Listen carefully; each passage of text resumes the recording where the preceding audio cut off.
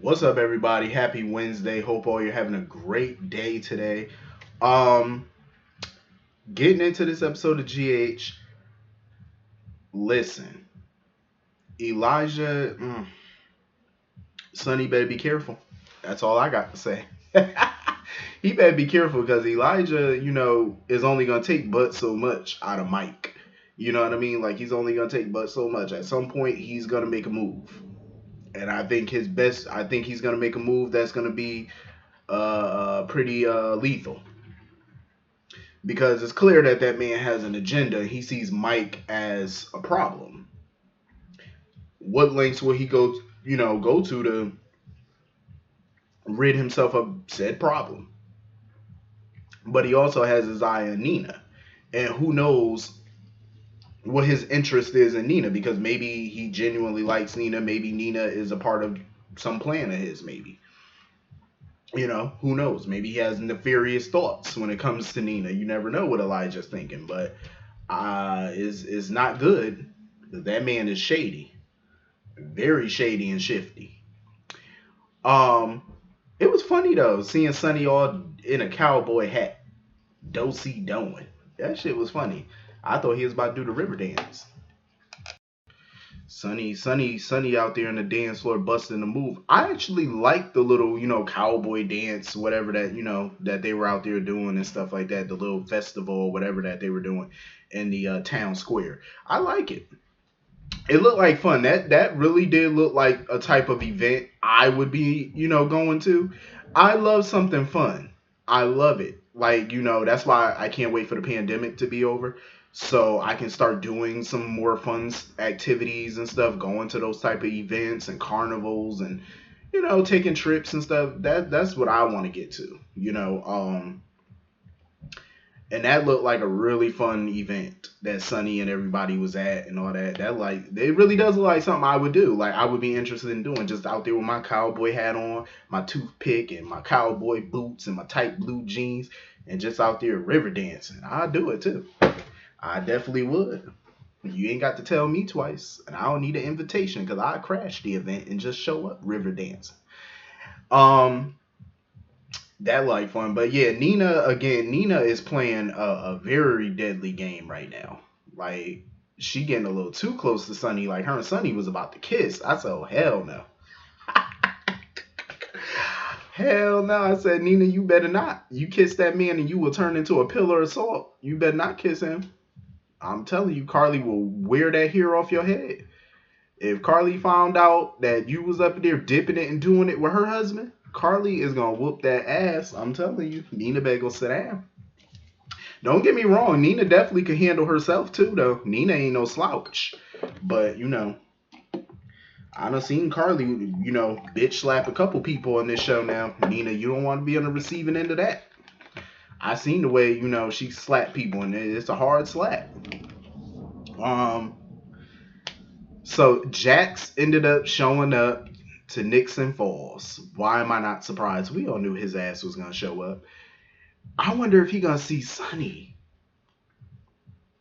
Because Jax don't like Sonny. We all know this. So the question is, if he sees Sonny and he talks to Sonny and Sonny doesn't recognize him or remember anything, would Jax go back to Port Charles and tell Carly?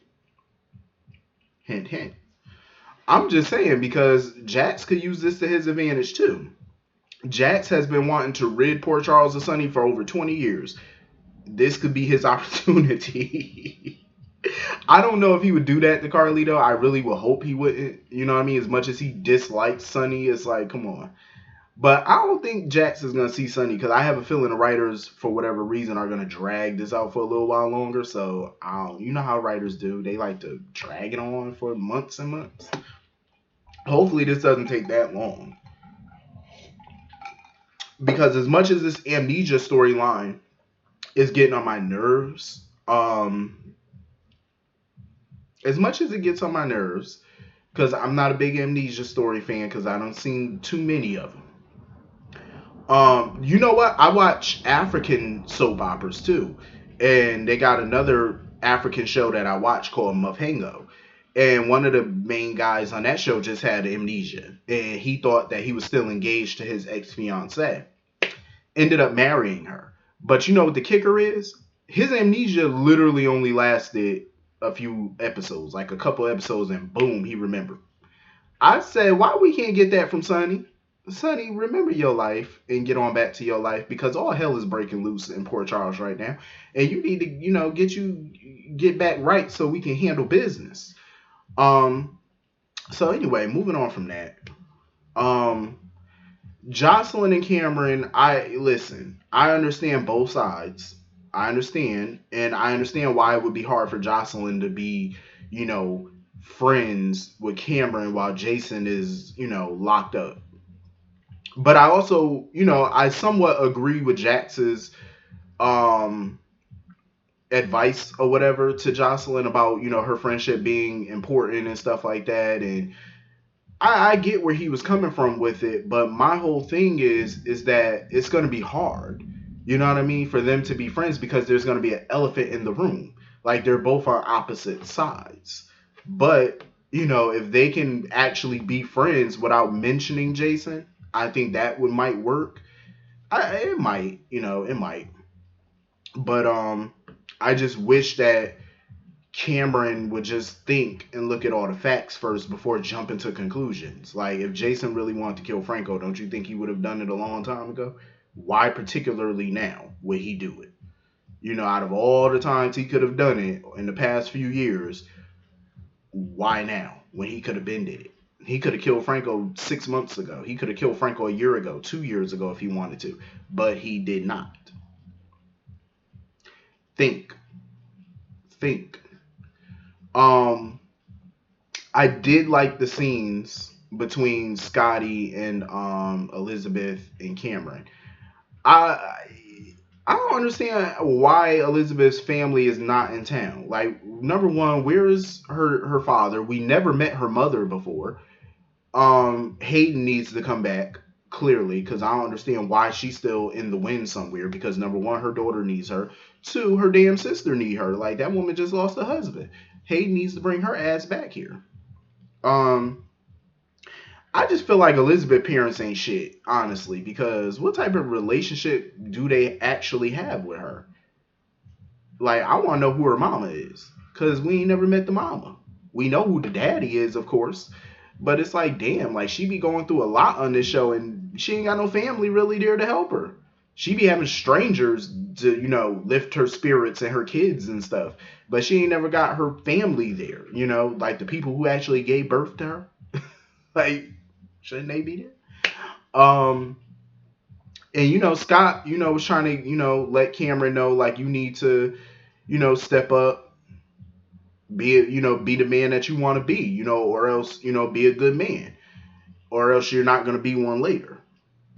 I agree and disagree on that. I mean, no matter what you do, I mean, I've seen people do some questionable things, and then they turned their life around and became good men. So but I understand where Scott was coming from. You know what I mean? Like, it's all right to be angry about things, but he needs to channel that anger elsewhere, and get his life on track. I definitely agree with that notion. Um, so anyway, moving on from that, I don't know why Jason is surprised that Carly has a plan. Like, Jason was acting real nonchalant about Nicholas taking Florence or whatever because he was like, maybe that was for the good or whatever. Carly was like, hell no, it wasn't. Carly said, fuck all that. Carly was like, I got a plan. She said, we need to move now. She was like, I'm getting you up out of here because I ain't about to lose you. Because apparently, I guess she felt like he was already hurt in jail or whatever because I guess he had a bruise or whatnot. Um, Jason can handle himself in Pentonville. Like, he definitely can. Do they have a lot of enemies there? Yeah, but my whole thing is, as big as the Corinthos organization is, I'm surprised they don't have any allies in Pentonville either. Guards, inmates, like, y'all don't have nobody that y'all fuck with up in here? Like, nobody? That's insane to me. Um, but yeah, I don't know why Jason's so surprised that Carly is moving heaven and earth to get him up out of there. Because remember, when she was in Ferncliff, Jason did the same thing. Shit, he moved heaven and earth to get her ass up out of there. So why would he think that his friend is not going to return the favor? Because if I was in that position, you're damn right I would. If my friend risked everything to come save me, you think I'm not going to do the same for them? course. Of course. Am I scared of Carly's plan? Yeah, because Carly can be reckless. Her Carly's plans can definitely be reckless. They can be, but I'm not gonna lie. Her plans are reckless, but they do produce good results. They have good meaning behind them. Um, and I was extremely happy when Jason got a new cellmate, and his cellmate was Sean Butler. I was soup. I got to see my guy. I'm glad Sean is back. And Lord knows he needs to get up out of that prison. Cause I'm like, bro, you've been in that jail for 5 years now. How long you been in prison? 5 years? 6 years? 5 years? And for a crime he did not commit. I would be tight. Like you lost all that time of your life that you can't get back for something you did not do. When I get out, if I was him, I would beat the hell out of Nicholas. I'm just saying, I would whoop Nicholas' ass if I was him. Because Nicholas knew damn well Sean Butler wasn't guilty of shooting Aiden. That was him and his people. If I was Sean, man, I would whoop Nicholas' ass. I don't even know if Sean know that Nicholas, his people were the one that did that. But if I was him, I would definitely, beat the crap out of Nicholas for that. Like that man lost some years. But I wonder who decided to put Sean in Jason's cell. Cause I'm pretty sure they know the connection between Jason and Sean. I'm pretty sure because it was public that Sean worked for the Corinthos organization at one point. So they had to have known. So I wonder who pulled strings to get the two of them in the cell together. I wonder if Carly did that. No, I don't think she did. But Carly definitely was on the phone talking to somebody about moving a plan forward. I'm like, what's the plan, Carly? Let me in on it. Let me know what you up to. I want to know the plan. Like, Carly, what you up to?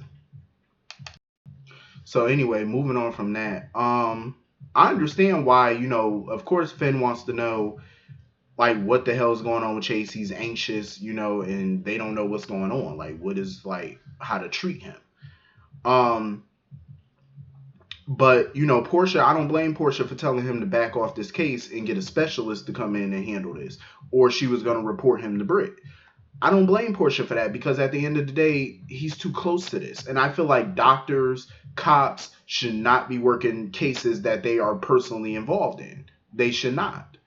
If you have a loved one that's involved in a case or whatever, you should not be the one handling the case at all.